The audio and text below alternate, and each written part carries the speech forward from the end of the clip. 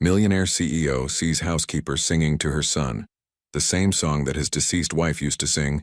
He is shocked. Before we dive into the story, drop a comment below and tell us where you're watching from.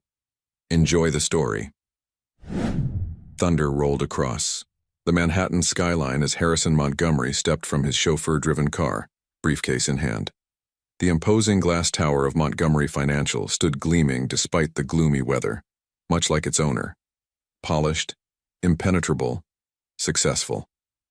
"Late meeting again, Mr. Montgomery?" asked Jenkins, his elderly doorman, with the familiarity of someone who had served the family for decades. "Always is," Harrison replied with a tired smile that didn't reach his eyes. "How's the building holding up in this storm?" "Better than most of us, sir." Harrison nodded, heading toward the private elevator that would take him to the penthouse apartment he shared with his son Ethan. Another day of acquisitions, mergers, and ruthless business decisions behind him. Another evening, returning too late to see his boy awake. The elevator ascended silently, giving Harrison a moment to loosen his tie and roll his tense shoulders. At 42, he still cut an impressive figure, salt and pepper hair framing sharp features that financial magazines called intimidatingly handsome. But tonight, like most nights, exhaustion lined his face. When the doors opened to his penthouse, Harrison expected the usual silence. Instead, a soft melody floated through the air, stopping him mid-step. A woman's voice, gentle yet clear, was singing a lullaby. Stars above, dreams below, where the night winds gently blow. Harrison's briefcase slipped from his fingers, landing with a thud on the marble floor. That song, that exact melody, Rebecca's song. His heart pounding, Harrison followed the sound through the dimly lit apartment, past the untouched dining room where dinner sat cold, beyond his study with stacks of contracts awaiting his signature. The singing grew louder as he approached Ethan's bedroom. Through the half-open door, Harrison saw his 10-year-old son tucked beneath blue covers, eyes heavy with approaching sleep. Beside the bed sat a young woman Harrison vaguely recognized as the new housekeeper his assistant had hired last week. Ms. Collins, if he remembered correctly. But it wasn't her presence that rooted him to the spot. It was the lullaby spilling from her lips.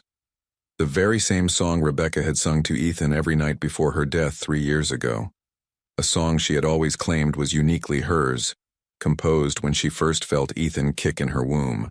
"Close your eyes, my sweet child, till morning light comes smiling." Harrison remained frozen in the hallway, one hand pressed against the wall for support. How did this stranger know Rebecca's song? The private melody that had died with his wife in that horrible accident? The song he hadn't been able to bring himself to sing since, though he knew Ethan missed it desperately. The housekeeper's voice trailed off as Ethan's breathing deepened into sleep. She tucked the blanket more securely around his shoulders, smoothed his dark hair so like Harrison's own, and turned to leave. That's when she saw Harrison standing in the doorway. "Mr. Montgomery," she gasped, a hand flying to her throat. "I'm so sorry, I didn't hear you come in." Harrison couldn't respond. His eyes were fixed on her face, searching for answers. She was younger than he'd realized, perhaps in her late 20s, with warm brown eyes and hair pulled back in a simple ponytail. "That song," he finally managed, his voice barely above a whisper. "Where did you learn it?" The woman, Emma Collins he now recalled, looked confused by the intensity of his question. "The lullaby? My grandmother taught it to me when I was little. Ethan was having trouble sleeping and I thought it might help."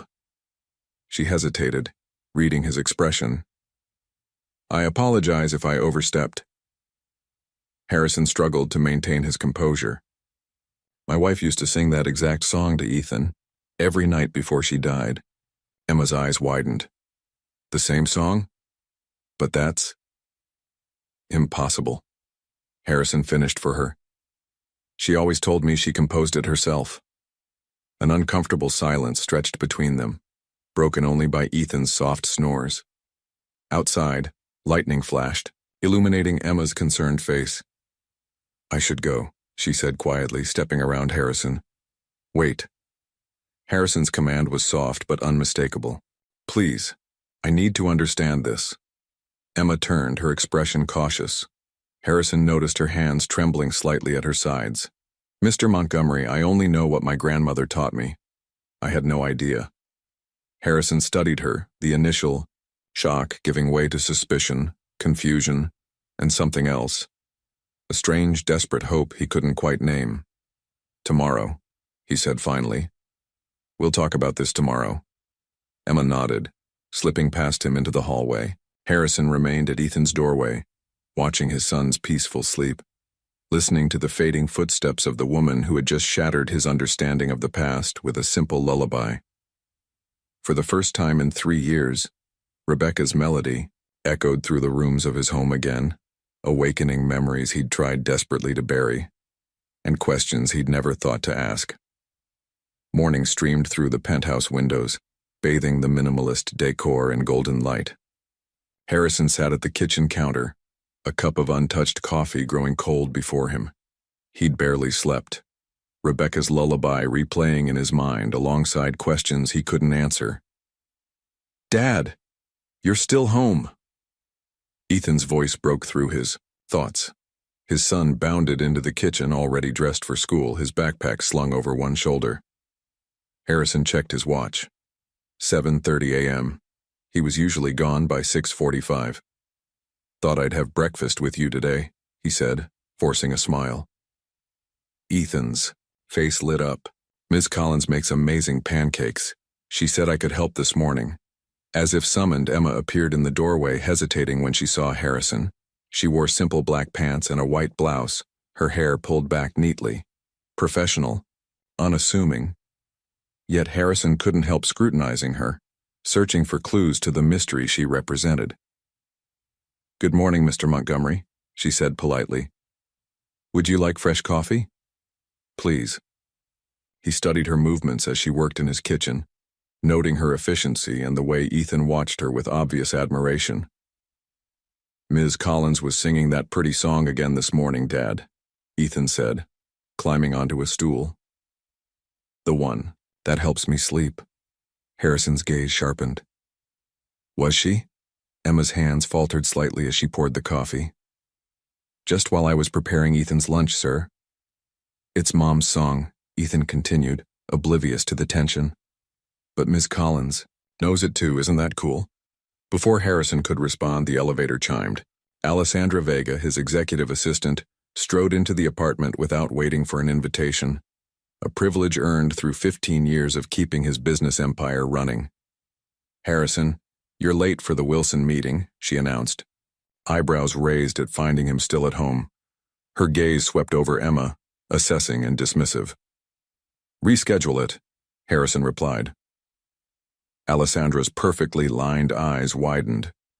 "You've been trying to close Wilson for months. They don't take kindly to." "I said reschedule." Harrison's tone left no room for argument. With a tight nod, Alessandra tapped something into her tablet. "Fine, but the board call at 11 is non-negotiable." "The Singapore acquisition, I'll be there." Harrison turned to Ethan. "I need to talk with Ms. Collins. Will you go get ready for school?" Once Ethan reluctantly departed, Harrison faced Emma. "I'd like the full story about that song." Alessandra raised an eyebrow but remained silent, her curiosity evident. Emma clasped her hands. "As I said, my grandmother taught me the lullaby. She worked as a music teacher at the Hamilton School of Music for 30 years. Harrison stiffened. "Rebecca attended Hamilton." "I didn't know that, sir. My grandmother taught many students over the years." "Rebecca always claimed she wrote that song herself," Harrison said. "She was protective of it." "Folk melodies often travel," Emma offered, gently. "Sometimes people rediscover them and think they're creating something new." Harrison paced the kitchen. "Rebecca wouldn't have lied about this. We shared everything." Alessandra cleared her throat. "Harrison, who is this woman exactly?" "Emma Collins, the new housekeeper." "Recommended by the agency?" Alessandra's tone was skeptical. "Your agency," Harrison confirmed. Emma stepped forward. "Mr. Montgomery, I understand this must be unsettling. If my presence is causing distress, No, Harrison interrupted, surprising himself with his vehemence. Ethan is connecting with you. He's been withdrawn since Rebecca died. This is the first time he's shown enthusiasm for anything. Alessandra frowned. Harrison, perhaps we should discuss this privately. Ms. Collins stays, he said firmly, but I want to know everything about that song. Your grandmother, is she still alive? Emma's expression softened. No, she passed 5 years ago. Harrison ran a hand through his hair. I need to understand this. Rebecca believed that song was uniquely hers, something she created for our son. I could write down the lyrics and melody as I know them, Emma suggested. Perhaps there are differences. I'd like that, Harrison nodded, and I want you to continue singing it for Ethan. Of course. Alessandra's phone buzzed. Harrison, we need to leave now if you're making that board call. He nodded reluctantly. We'll continue this discussion later. As Harrison gathered his things, he heard Ethan chattering excitedly to Emma about school. He paused in the hallway, struck by how natural they seemed together, how Ethan's face had come alive in a way it hadn't since Rebecca's death. Inside the elevator, Alessandra turned to him. That woman knows your wife's private lullaby and you're keeping her around your son? Have you considered she might have researched your family? That this could be calculated? To what end? Harrison asked. Money. Access. The tabloids would pay handsomely for intimate details about the reclusive widower Harrison Montgomery. Harrison considered this. The business world had taught him caution, suspicion. Yet something about Emma's genuine surprise last night rang true. Look into her background again, he conceded. Thoroughly. Alessandra nodded, satisfied. But, Alessandra, he added as the elevator reached the lobby, Ethan likes her. I haven't seen him this animated in 3 years. Just be careful, she warned. Sometimes the things we want most cloud our judgment. As the car pulled away from the curb, Harrison's thoughts remained in the penthouse with the mysterious woman who knew Rebecca's song, a melody that had died with his wife but somehow lived, in a stranger's voice. The penthouse was quiet when Harrison returned that evening, much earlier than usual. The board call had gone smoothly, but his mind had wandered throughout the day, distracted by memories of Rebecca and questions about Emma Collins. He found Ethan in the rarely used music room, sitting beside Emma at the grand piano that had gathered dust since Rebecca's death. The sight stopped Harrison in the doorway. Rebecca had been an accomplished pianist, but he'd closed the room after the funeral, unable to bear the memories it contained. "Dad!" Ethan exclaimed, spotting him. "You're home early. Miss Collins is showing me how to play Mom's song." Emma stood quickly, looking uncertain. "I hope that's all right, Mr. Montgomery." Ethan mentioned the piano, and I thought. Harrison approached slowly, taking in the scene. Sheet music lay open on the stand. Handwritten notes in Emma's neat script, he assumed. The piano's glossy surface had been wiped clean of dust. "It's fine," he said, though his chest tightened at seeing the piano active again. "I didn't know you played, Miss Collins." "Not like a professional," she admitted, "but enough to teach beginners." Harrison nodded toward Ethan. "Show me what you've learned."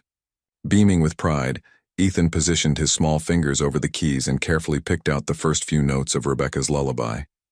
The melody was halting, imperfect, but unmistakable. "That's wonderful, Ethan," Harrison said, genuinely impressed. "Ms.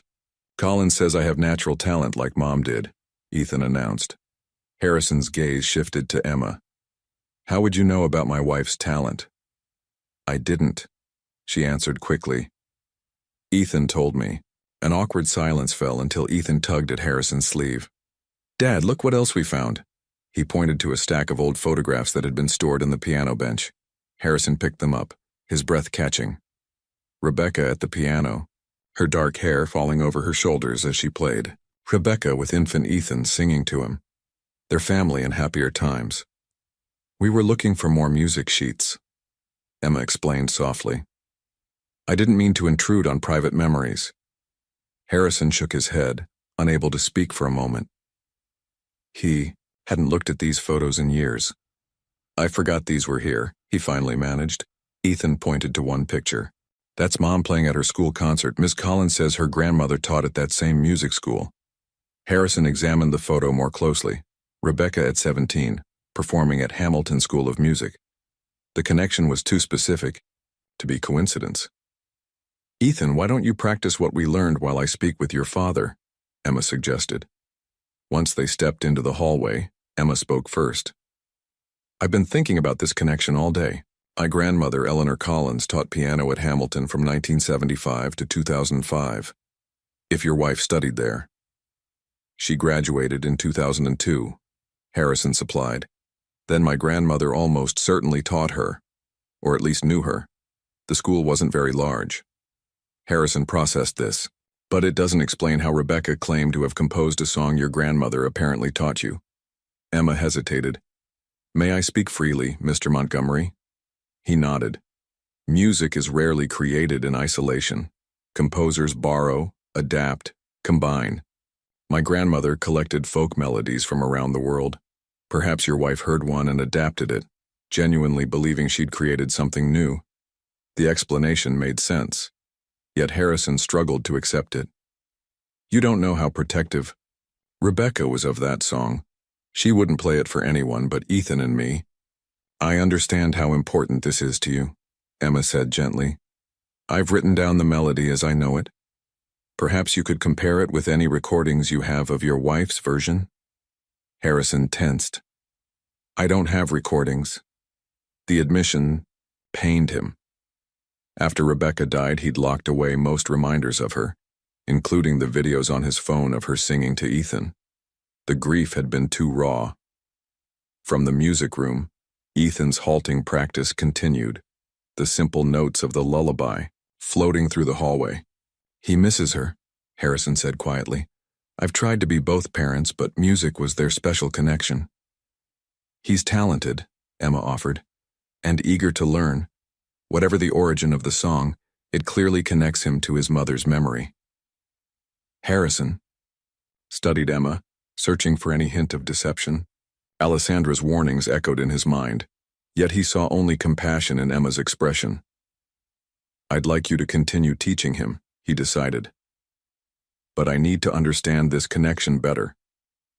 A quiet ping from his phone interrupted them. A message from Alessandra. Background check complete on E. Collins, call me. I should check on Ethan, Emma said, not noticing Harrison's sudden distraction. He tends to get frustrated when he can't master something immediately. As Emma returned to the music room, Harrison stepped into his study to call Alessandra, watching through the doorway as Ethan laughed at something Emma said. His son's smile, so rare these days, created a conflicted knot of emotions. Gratitude toward Emma, suspicion about her appearance in their lives, and beneath it all, a growing warmth he wasn't ready to acknowledge. Whatever Alessandra had found, Harrison realized he was already invested in Emma's presence in their home. For Ethan's sake, he told himself firmly. Only for Ethan's sake. Nothing suspicious in her background, Alessandra reported, pacing Harrison's home office later that evening. Emma Collins, 28, graduated from NYU with a degree in education. Her employment history checks out: 3 years as a kindergarten teacher, then various household positions. The economy hit education hard. Harrison frowned. And her grandmother? Eleanor Collins was indeed a piano instructor at Hamilton for 30 years, well respected by all accounts. Alessandra paused. But there's something else. I found an old faculty photograph. She held out her tablet, displaying a group picture from 1999. Harrison recognized a much younger version of Rebecca's former piano teacher, Dr. Winters, standing beside a white-haired woman with Emma's warm eyes and kind smile. That's Eleanor Collins, Alessandra confirmed. And this? She zoomed in on a teenage girl in the back row of what appeared to be a student recital group. Harrison's breath caught. Rebecca. They were connected, Harrison. Your wife and Emma's grandmother. Harrison stared at the photo, emotions churning. It still doesn't explain how they both knew the same lullaby. Alessandra sighed. Perhaps it's not as mysterious as It seems. But I'm more concerned about why Emma Collins is suddenly in your home, teaching your son the same song. The agency placed her, Harrison reminded her. Yes, but... A knock interrupted them. Emma stood in the doorway, Ethan hovering behind her. I'm sorry to disturb you, she said. Ethan wanted to say goodnight. Harrison quickly closed the tablet. Of course. Ethan ran to hug his father, eyes bright with excitement. Dad, can Ms. Collins teach me piano every day? I want to learn all of Mom's songs. We'll see, Harrison said, ruffling his son's hair. Now off. To bed. After Ethan reluctantly departed with Emma, Alessandra resumed her warnings. Don't you find the timing convenient? Just as Montgomery Financial is negotiating the largest acquisition in its history, a woman appears with mysterious connections. To your late wife? Harrison was saved from answering by another arrival. Jonathan Winters, Rebecca's cousin and a significant investor in Montgomery Financial, strode into the office unannounced. Harrison, Alessandra texted that you were actually home before midnight. Had to see this miracle myself. Jonathan's casual greeting belied his sharp assessment of the room. Jonathan. Wasn't expecting you, Harrison replied, standing to shake his hand. Clearly. Jonathan's gaze drifted to the open doorway where Emma was returning from putting Ethan to bed. And who's this? Emma Collins, Mr. Ethan's new music teacher, Emma introduced herself. Jonathan's smile didn't reach his eyes. Music teacher? I wasn't aware Ethan had musical aspirations. Ms. Collins is also our housekeeper, Harrison clarified. How? Efficient, Jonathan remarked. Though in my experience, household staff should remain just that. In the background, handling household matters. Emma's cheeks colored slightly. If you'll excuse me, I have some tidying to finish. After she left, Jonathan raised an eyebrow. Housekeeper and music teacher? Bit unconventional, Harrison. Ethan likes her, Harrison said simply. Jonathan settled into a chair. I actually came to discuss the Westridge acquisition. The board's concerned about your recent distraction. I'm not distracted, Harrison countered. You left the office at 5 today, Alessandra pointed out. That hasn't happened in years. Harrison felt a flare of irritation. I'm entitled to spend time with my son. Of course, Jonathan agreed smoothly. But with the Westridge deal hanging in the balance, your legacy, Harrison, timing is critical. The conversation shifted to business, but Harrison remained distracted, aware of the soft notes of the piano drifting from down the hall. Despite sending Ethan to bed, Emma was playing quietly, the lullaby again, but with variations he hadn't heard before. Half an hour later, Jonathan requested a drink. As they moved to the living room, they passed the music room where Emma still played softly. Jonathan paused, listening. That melody, it sounds familiar. Harrison tensed. It's just something Emma's teaching Ethan. No, I know that piece. Jonathan stepped into the music room, causing Emma to stop abruptly. My cousin Rebecca used to play that. She wrote it herself. Emma stood, clearly uncomfortable. Good evening, sir. Where did you learn that song? Jonathan demanded. My grandmother taught it to me, Emma replied. She was a piano instructor. Jonathan's eyes narrowed. Impossible.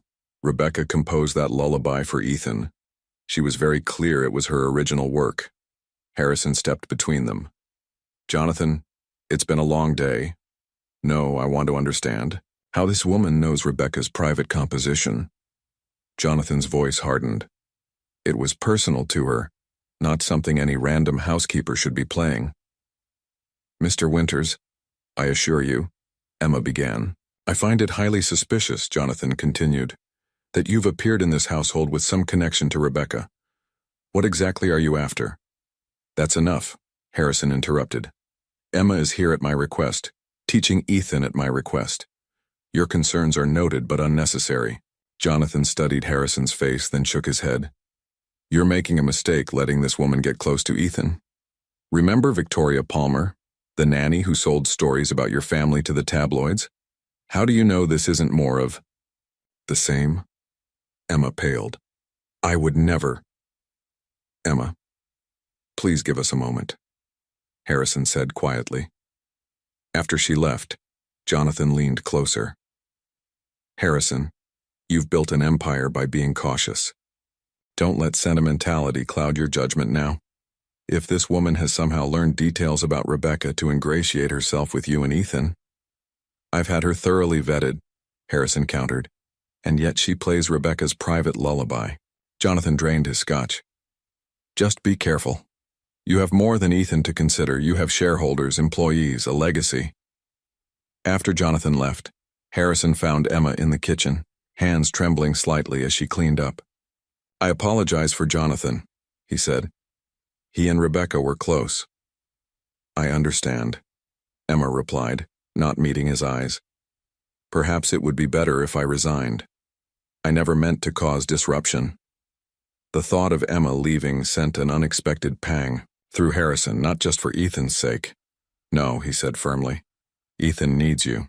What he didn't say was that the music was returning life to his home for the first time in years, and that the mystery of the lullaby now felt less like a threat and more like a thread connecting past to present, pulling him toward something he couldn't yet name but increasingly didn't want to lose.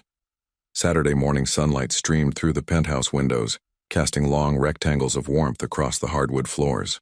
Harrison sat at the kitchen counter, reviewing contracts but finding his attention repeatedly drawn to the sounds emanating from the music room. Ethan's determined practice punctuated by Emma's patient guidance. 3 weeks had passed since Jonathan's confrontational visit.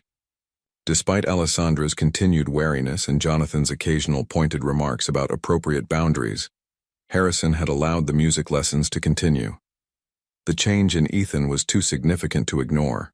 His son smiled more, talked more, seemed more present than he had in years. Giving up on work, Harrison wandered toward the music room. He paused in the doorway, observing unnoticed as Emma guided Ethan's small hands across the keys. That's it, she encouraged, as Ethan completed a difficult passage. You're getting the rhythm now. Ethan beamed with pride. Can I show Dad when he's not busy? I'd like to see it now if that's all right, Harrison said, stepping into the room. Dad, Ethan spun around. I didn't know you were home. The surprise in his voice stung Harrison, a reminder of how often he wasn't present. Thought I'd work. From home today. Harrison approached the piano. What are you learning? It's the second part of Mom's lullaby, Ethan explained. Miss Collins says it's like the morning after the stars when everything wakes up. Harrison glanced at Emma, who nodded. The lullaby your wife sang is actually part of a longer piece. The first section is gentle, for sleeping, but it continues into a brighter awakening melody. I never heard Rebecca play anything beyond the lullaby portion, Harrison said. Maybe she didn't know the rest, Emma suggested. Folk melodies often get fragmented as they're passed down. Ethan tugged Harrison's sleeve. Want to hear me play it? Harrison sat beside his son on the bench. Absolutely. As Ethan played, Harrison found himself transported. Though his son's rendition was simple, the melody's evolution from the familiar lullaby into this uplifting continuation felt right somehow, as if he were hearing something that had always been meant to follow. That was wonderful, Harrison said when Ethan finished. Your mother would be very proud. Ethan's face lit up. Ms. Collins says I have Mom's hands. Emma, who had stepped back to give them space, looked apologetic. I hope that wasn't overstepping. In the photos, I noticed Mrs. Montgomery had the same long fingers Ethan has, perfect for piano. You're right, Harrison said softly. She did. Ethan hopped off the bench. Can I get some juice? I'm thirsty from all that practicing. After he darted off, silence settled between Harrison and Emma. She began gathering sheet music, clearly uncomfortable being alone with him. He's progressing remarkably, Harrison said, remaining seated at the piano. He's determined, Emma replied, and naturally talented. Harrison ran his fingers lightly over the keys. Rebecca was the musical one. I played a little in college, but nothing serious. You never play now? Harrison shook his head. Not since she died. It was her domain. Emma hesitated, then said gently, "Music isn't meant to be entombed with those we've lost. It's a living thing." The words resonated in a way Harrison hadn't expected. Without thinking, he positioned his hands and played the opening bars of the lullaby, the first time he'd touched the piano in 3 years. The notes came back to him more easily than he'd anticipated, muscle memory guiding his fingers through the familiar melody. When he finished the lullaby portion, he stopped, not knowing the continuation Emma had taught Ethan. "That was beautiful," Emma said softly. "I'm rusty," Harrison demurred. "Would you like to learn the rest?" she offered. Before he could answer, Ethan returned, juice in hand, eyes wide with astonishment. "Dad, you're playing Mom's song." Harrison felt momentarily self-conscious, as if caught doing something forbidden. "Just remembering." "Play it with me," Ethan insisted, clambering back onto the bench. "Ms. Collins can show us both the whole thing." Harrison should have excused himself. There were contracts to review, calls to make. Instead, he found himself nodding. "All right, show me." What followed was something Harrison would never have imagined possible weeks ago. Sitting beside his son at Rebecca's piano, with Emma standing behind them, gently guiding their hands through the continuation of the melody. The lullaby that had once represented only his grief gradually transformed into something brighter, hopeful. When they reached the end of the piece, Ethan threw his arms around Harrison. "We did it, Dad. We played Mom's whole song together." Harrison held his son close, overcome with emotion he couldn't fully name. Over Ethan's head, his eyes met Emma's. Her expression reflected understanding, compassion, and something else, a warmth that made him quickly look away. "I should check on lunch," Emma said tactfully, slipping out of the room. "Dad?" Ethan asked once they were alone. "Do you think Mom can hear us playing her song?" Harrison swallowed the lump in his throat. "I think she'd be very happy to know we're playing music again. Ms. Collins says music is like a bridge between people, even when they're apart. She's very wise," Harrison murmured, surprised by how much he meant it. Later that evening, after Ethan was asleep, Harrison found himself drawn back to the piano. Emma was in the kitchen finishing dishes when she heard him playing the lullaby again, but this time continuing hesitantly into the second part. She appeared in the doorway but didn't enter, respecting his privacy. Harrison nodded for her to join him. "You're a natural," she said, sitting in a chair near the piano. "The music was always in you."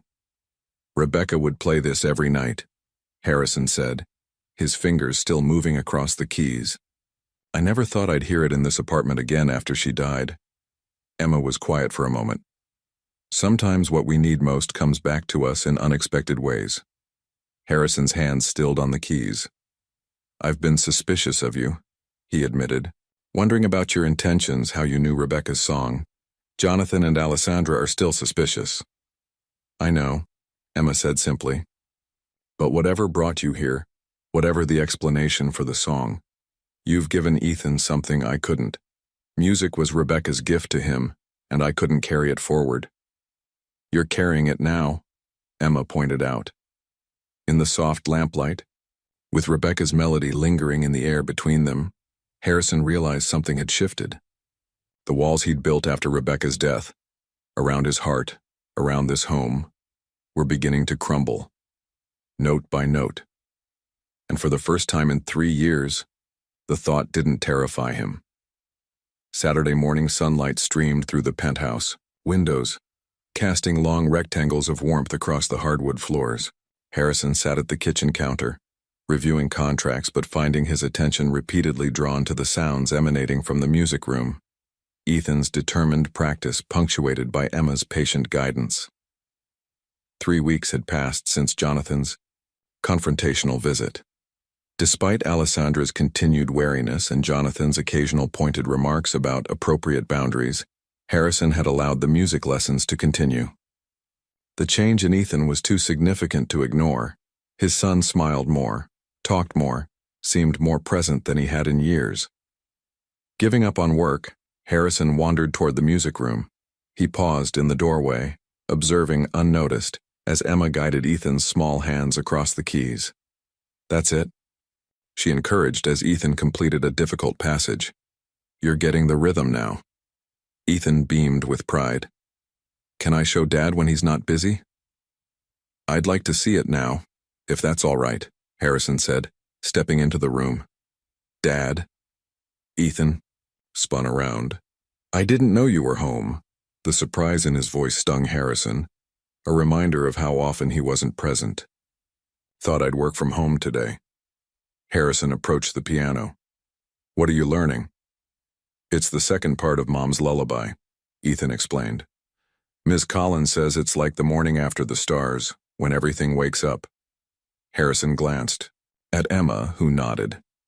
"The lullaby your wife sang is actually part of a longer piece. The first section is gentle for sleeping, but it continues into a brighter, awakening melody." "I never heard Rebecca play anything beyond the lullaby portion," Harrison said. "Maybe she didn't know the rest," Emma suggested. "Folk melodies often get fragmented as they're passed down." Ethan tugged Harrison's sleeve. "Want to hear me play it?" Harrison sat beside his son on the bench. "Absolutely." As Ethan played, Harrison found himself transported.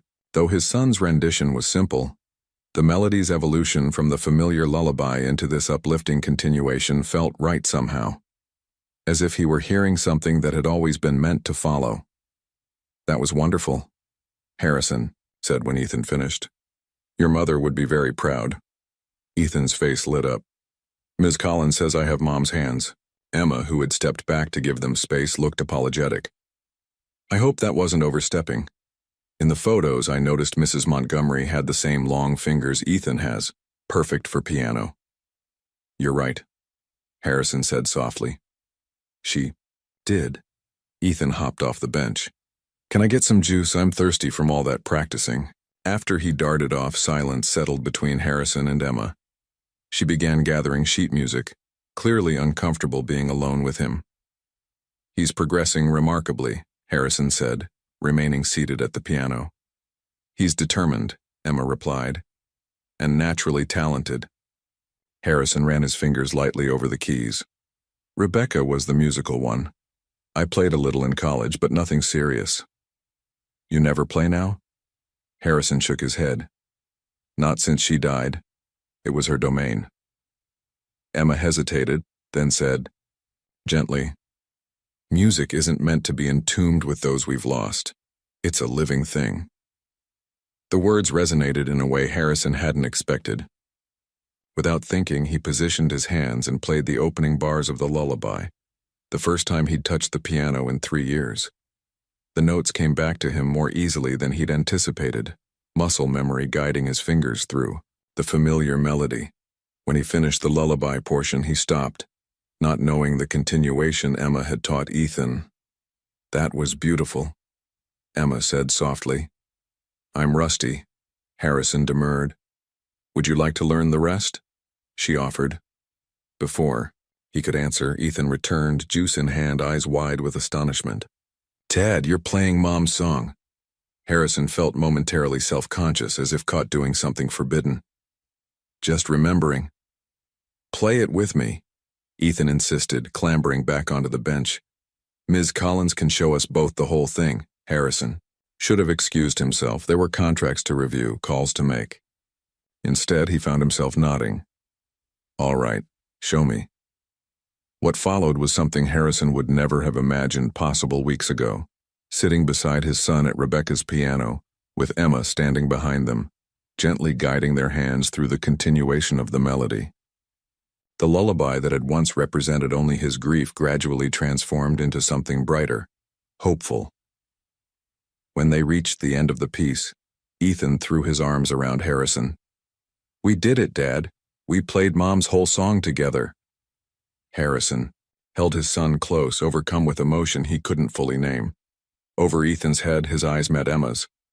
Her expression reflected understanding, compassion, and something else, a warmth that made him quickly look away. "I should check on lunch," Emma said tactfully, slipping out of the room. "Dad?" Ethan asked once they were alone. "Do you think Mom can hear us playing her song?" Harrison swallowed the lump in his throat. "I think she'd be very happy to know we're playing music again." Ms. Colin says music is like a bridge between people even when they're apart. She's very wise, Harrison murmured, surprised by how much he meant it. Later that evening, after Ethan was asleep, Harrison found himself drawn back to the piano. Emma was in the kitchen finishing dishes when she heard him playing the lullaby again, but this time continuing hesitantly into the second part. She appeared in the doorway but didn't enter, respecting his privacy. Harrison nodded for her to join him. "You're a natural," she said, sitting in a chair near the piano. "The music was always in you." "Rebecca would play this every night," Harrison said, his fingers still moving across the keys. "I never thought I'd hear it in this apartment again after she died." Emma was quiet for a moment. "Sometimes what we need most comes back to us in unexpected ways." Harrison's hands stilled on the keys. "I've been suspicious of you," he admitted, "wondering about your intentions, how you knew Rebecca's song. Jonathan and Alessandra are still suspicious." "I know," Emma said simply. "But whatever brought you here, whatever the explanation for the song, you've given Ethan something I couldn't. Music was Rebecca's gift to him, and I couldn't carry it forward." "You're carrying it now," Emma pointed out. In the soft lamplight, with Rebecca's melody lingering in the air between them, Harrison realized something had shifted. The walls he'd built after Rebecca's death, around his heart, around this home, were beginning to crumble note by note, and for the first time in 3 years, the thought didn't terrify him. Morning rain tapped gently against the penthouse windows, mirroring Harrison's somber mood. The Westridge dinner had been a qualified success. The acquisition talks would move forward, yet something felt hollow in the victory. He found himself at the kitchen counter, coffee cooling before him, remembering Ethan's disappointed face when he'd maintained his business demeanor during the piano performance. His phone buzzed with Alessandra's name. He silenced it, needing a moment before diving back into work demands. The penthouse felt unusually quiet. Emma wasn't due for another hour, and Ethan still slept.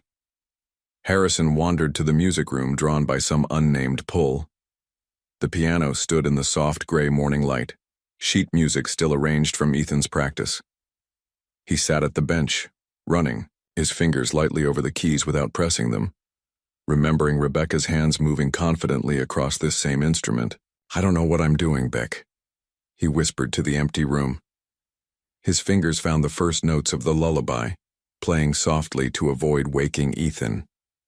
The melody felt different in the morning solitude, more melancholy than when played with his son's enthusiastic energy.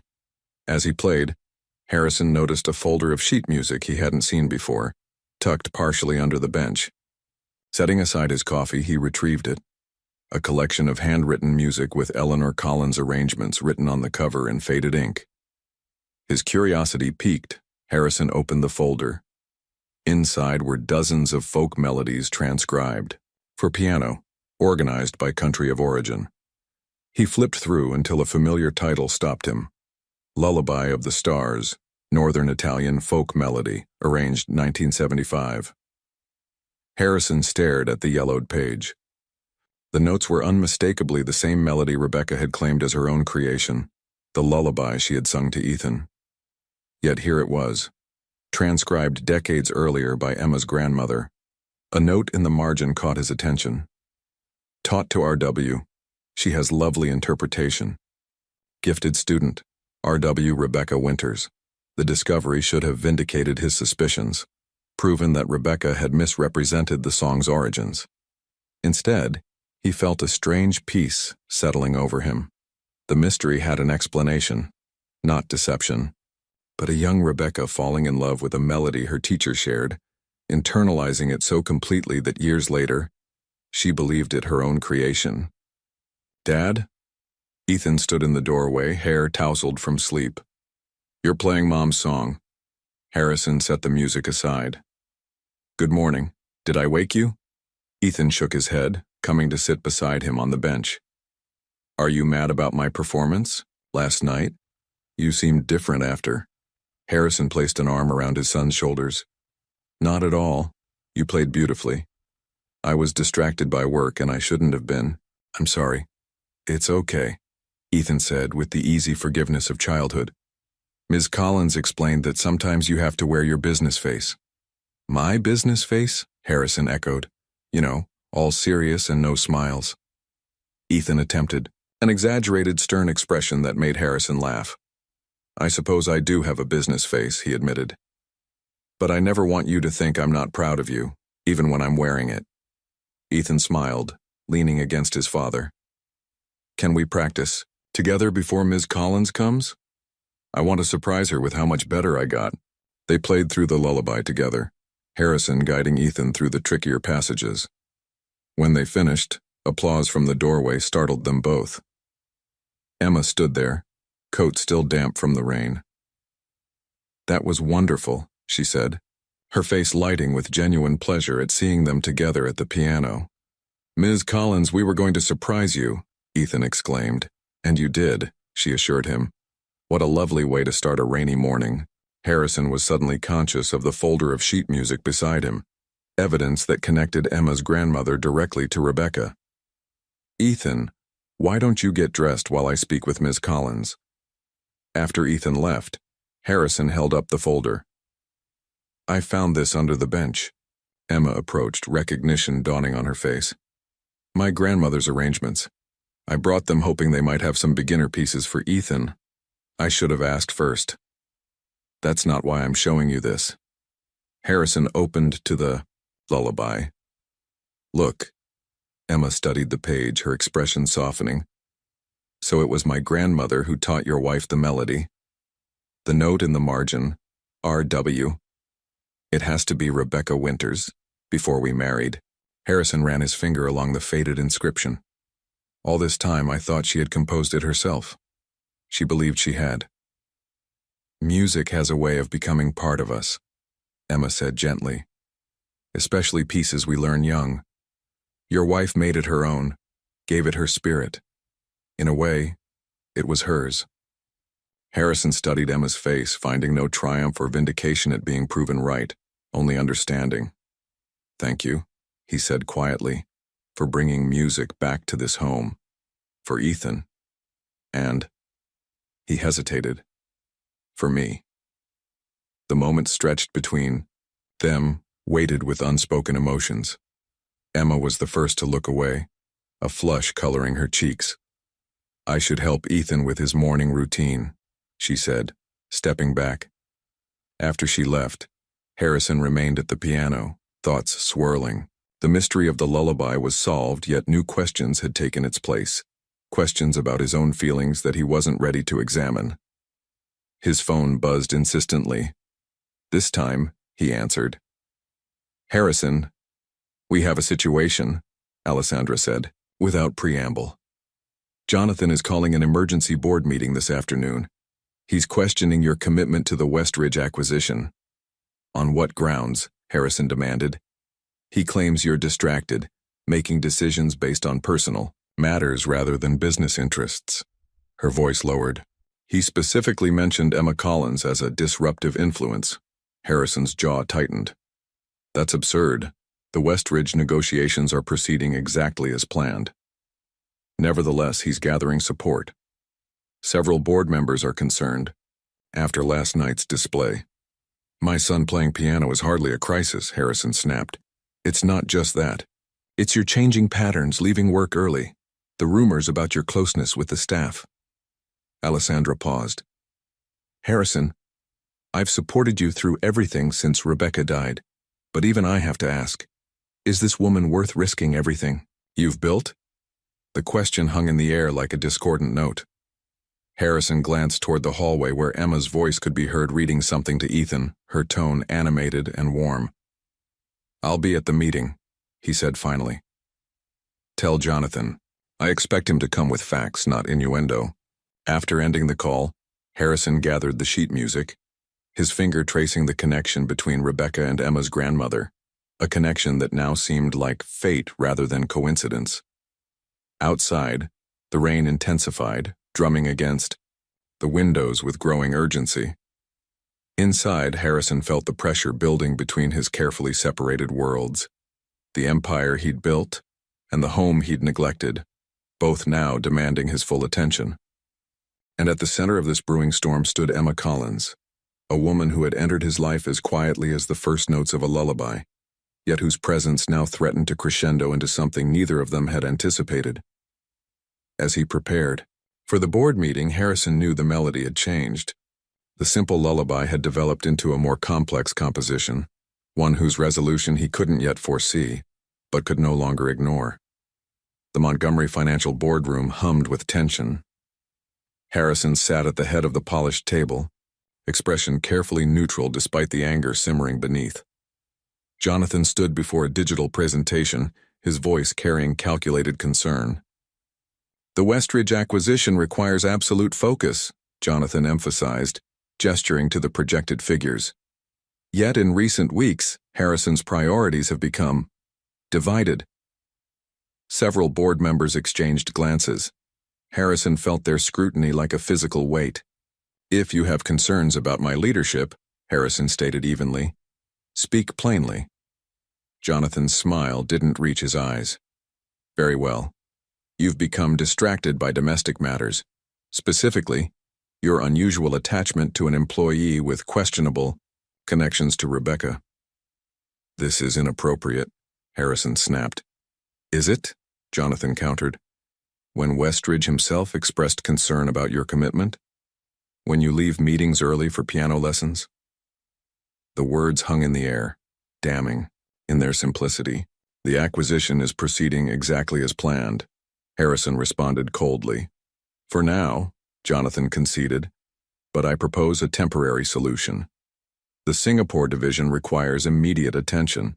A 2-week trip would demonstrate your commitment and remove you from distractions."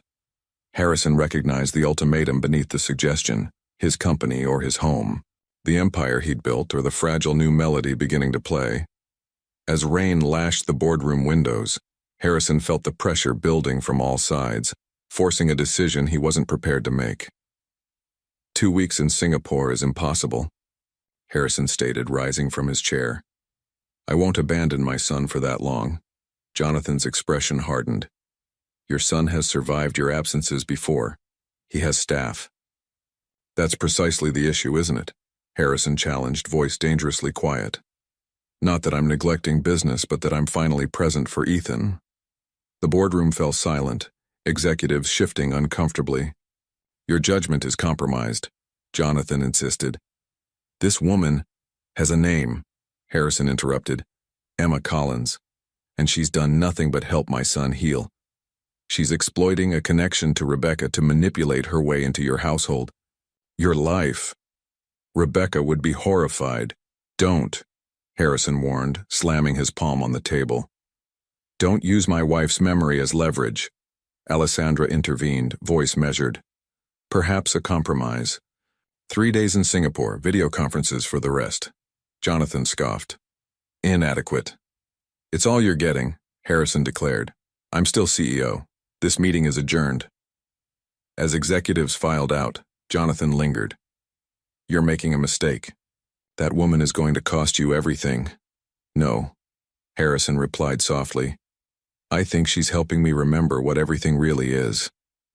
Driving home through the rain, Harrison realized the true battle was just beginning, and for the first time in years he was ready to fight for something beyond business. Harrison found the penthouse quiet when he returned, earlier than usual despite the board confrontation. In the kitchen, a note from Emma explained she'd taken Ethan to his long-neglected pediatrician appointment, something Harrison had completely forgotten. He wandered to the music room, picking up Eleanor Collins' arrangement folder. Flipping through it, he discovered more margin notes connecting Rebecca to Emma's grandmother.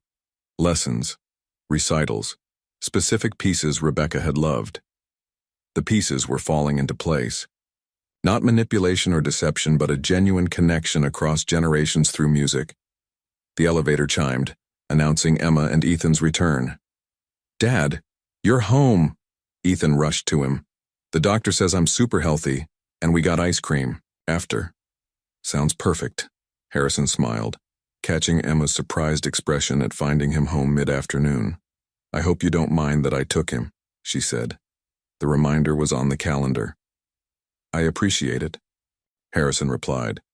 Actually, there's something I wanted to discuss with you.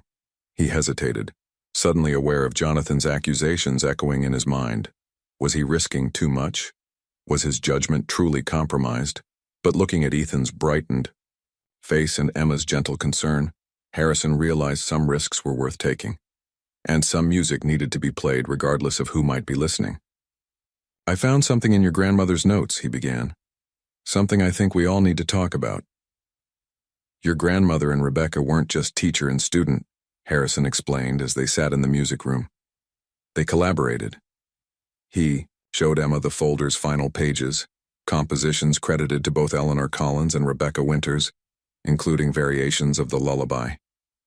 My grandmother never mentioned this, Emma whispered, tracing the dual signatures. Rebecca was private about her music, Harrison said. But these prove your connection is genuine. Ethan looked between them, sensing the significance. So Ms. Collins's grandmother and mom were friends? That's why they both knew the Lullaby? More than friends, musical partners, Harrison confirmed. Their moment of discovery was interrupted by the elevator's chime. Jonathan strode in unannounced, his expression thunderous. I thought I'd find you here instead of preparing for Singapore, he said coldly. Harrison rose. Jonathan, this isn't the time. Jonathan's gaze locked on the music folder. What's this, more manipulation? Emma stood protectively near Ethan. These are my grandmother's arrangements. They show that Rebecca and she worked together. Convenient forgeries, Jonathan snapped. Harrison, I've moved the Singapore trip to tomorrow. The jet is being prepared. I told you, 3 days maximum. Harrison countered. The board disagrees. It's 2 weeks or a vote of no confidence.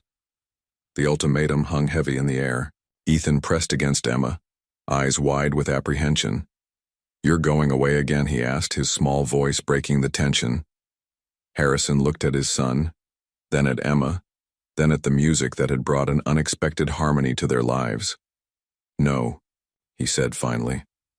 I'm not. You can't be serious. Jonathan's voice sliced through the silence. You'd risk Montgomery Financial for this? His gesture encompassed Ethan, Emma, and the piano. I'm deadly serious, Harrison replied, steadier than he felt.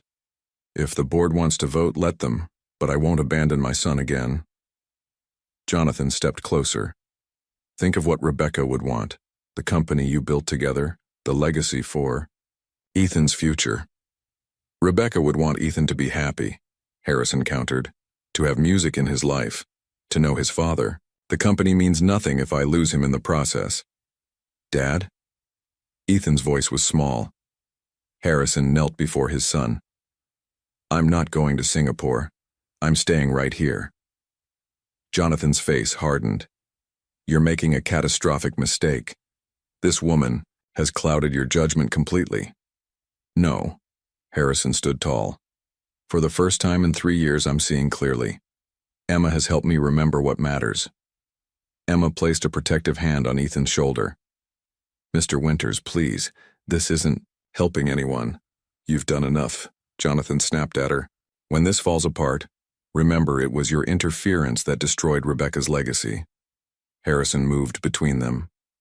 That's enough. It's time for you to leave.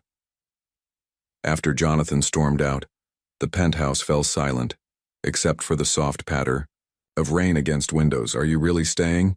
Ethan asked, hope flickering across his face. Harrison held his son close. Yes, some things are worth fighting for. His eyes met Emma's over Ethan's head, and in that moment the music they'd found together seemed stronger than any threat hanging over them. The emergency board meeting was scheduled for 3 o'clock. Harrison arrived early, arrangements endure. Place, determination said in every line of his face. The boardroom gradually filled with tense executives. Jonathan at the far end, triumph barely concealed beneath a veneer of corporate concern. Before we begin, Harrison stated, standing tall at the head of the table, I'd like to distribute something. Alessandra, who had chosen to stand with Harrison after learning the full story, passed out folders containing photocopies of Eleanor Collins' music sheets, including the collaborative pieces with Rebecca. What's this supposed to prove? Jonathan demanded. That the connection between Emma Collins and my late wife is authentic, Harrison replied evenly. Rebecca studied with Emma's grandmother for years. They composed together.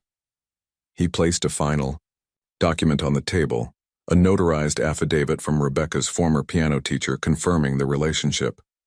As for my commitment to this company, Harrison continued, I've restructured the Singapore trip into video conferences and a 3-day visit next month. The acquisition remains on schedule. Several board members exchanged impressed glances. This doesn't change the fundamental problem, Jonathan insisted. Your priorities have expanded to include my son. Harrison interrupted, as they should have years ago. He leaned forward, addressing the entire board. If that's unacceptable, I'll tender my resignation. But I suspect shareholders will prefer my balanced approach to your single-minded focus on control, Jonathan. 2. Board's vote was decisive, 11-2 in Harrison's favor. As executives filed out, Jonathan remained defeated but defiant. This isn't over. Actually, Harrison replied calmly. It is. You've lost, Jonathan. Not because of Emma or music or even me, but because you never understood what Rebecca truly valued. The penthouse gleamed in the late afternoon sunlight streaming through the windows. Harrison had loosened his tie, relief washing over him as he stepped from the elevator. The confrontation with Jonathan and the board was behind him, and for the first time in years he felt truly free. He found Emma and Ethan in the music room, heads bent together over a new piece of music. They looked up at his approach, uncertainty in both their expressions. Well? Emma asked softly. Harrison smiled, the tension visibly leaving his shoulders. The board voted in my favor, by a significant margin.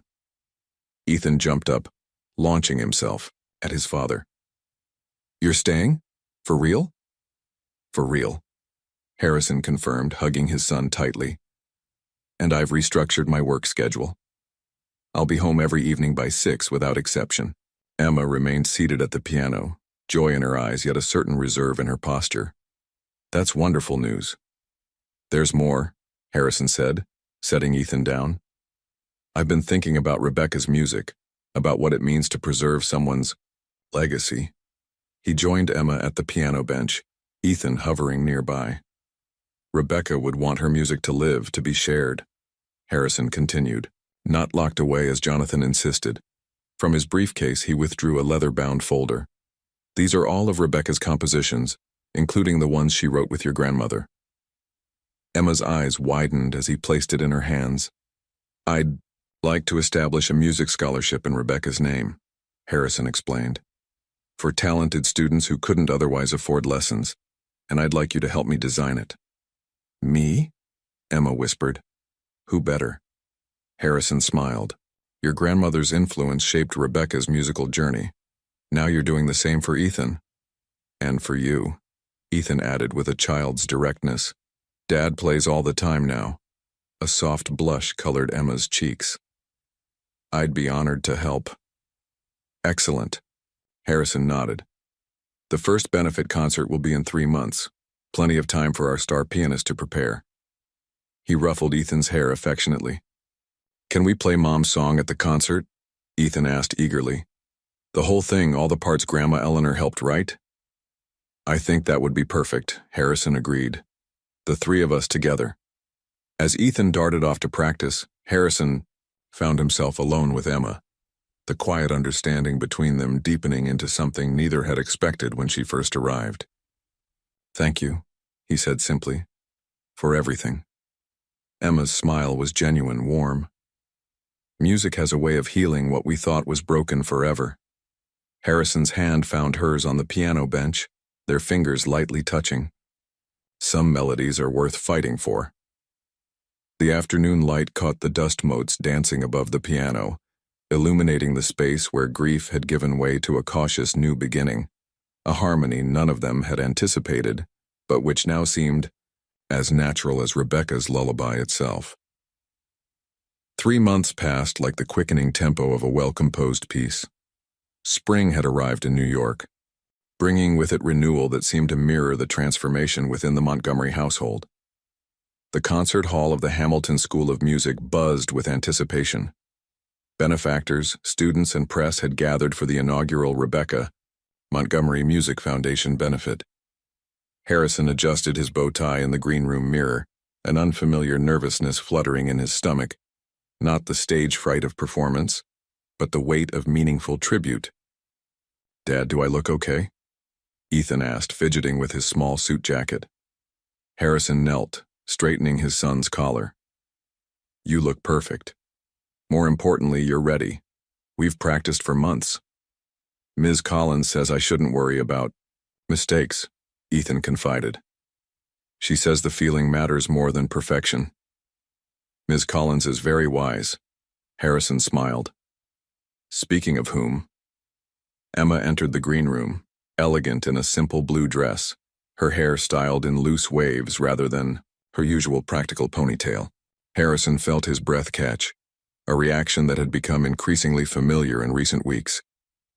"The hall is full," she reported, eyes bright with excitement. "And they've displayed Eleanor's and Rebecca's original sheet music in the lobby, just as you suggested." Harrison nodded. "It belongs there, not hidden away but inspiring others." 5 minutes later, they took the stage together. Harrison sat at the grand piano, Ethan beside him, Emma on his other side. The spotlight illuminated them as Harrison leaned toward the microphone. "My wife Rebecca believed music was a bridge between souls," he began, his voice steady despite the emotion behind his words.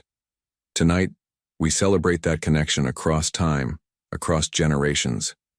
His fingers found the opening notes of the lullaby, the melody that had started everything. Ethan joined, playing the simple counter melody they had practiced. Then Emma added the complex harmonization her grandmother had written with Rebecca years ago. The music swelled through the hall, no longer just a lullaby but a complete composition, parts that had been separated now reunited, creating something more beautiful than any single element could achieve alone.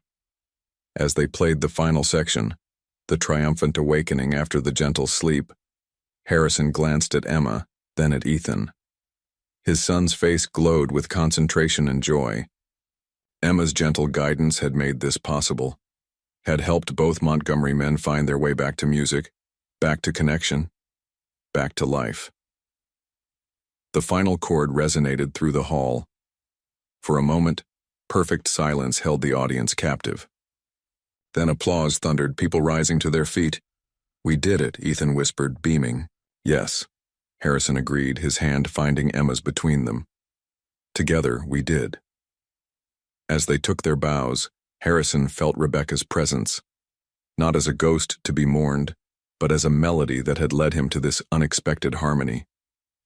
The lullaby, that had once represented only loss, had transformed into a song of new beginnings, and in the warm clasp of Emma's hand, Harrison knew that some compositions weren't written but lived, through pain, through healing, and through the courage to let a new movement begin.